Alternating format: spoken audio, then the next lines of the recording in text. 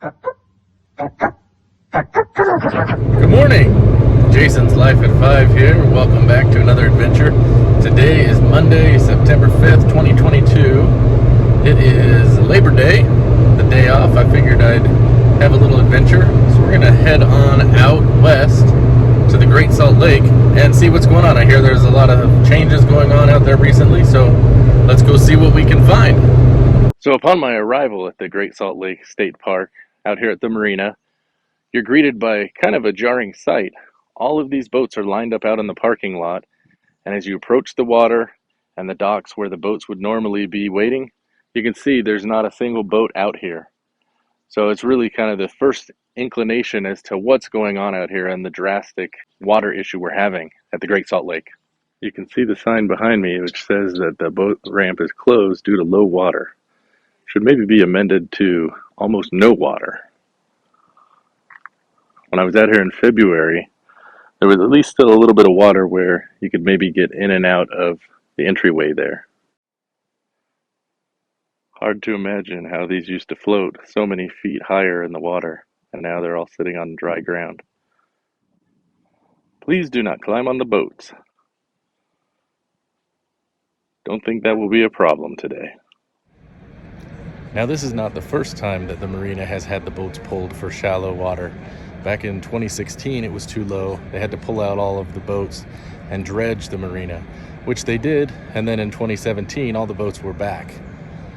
You can see that from the pictures in the visitor center display here. But this is a different situation. This is definitely past a dredging situation. Great Salt Lake boat tours. Something tells me there won't be any boat tours today.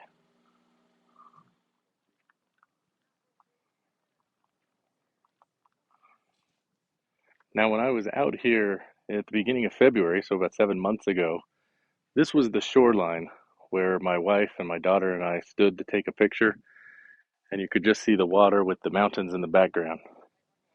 But if you look, you can see how far that water has receded out there, and that rock lying there in the water is showing that was not there just a few months ago.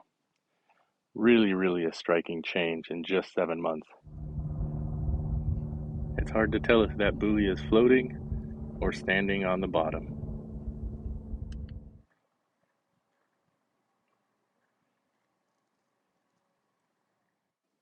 Here on this light post overlooking where the boats enter and exit the marina, got a relic of the Salt Lake 2002 Olympics. Seen better days, but it's neat to see something like that still here. Well, every time I've been out to the Great Salt Lake or driven by it on I-80, it looks like the water just goes out into the horizon on forever. But here, it's unlike anything I've ever seen. It just goes out a short distance, and then you see that rock reef of some sort.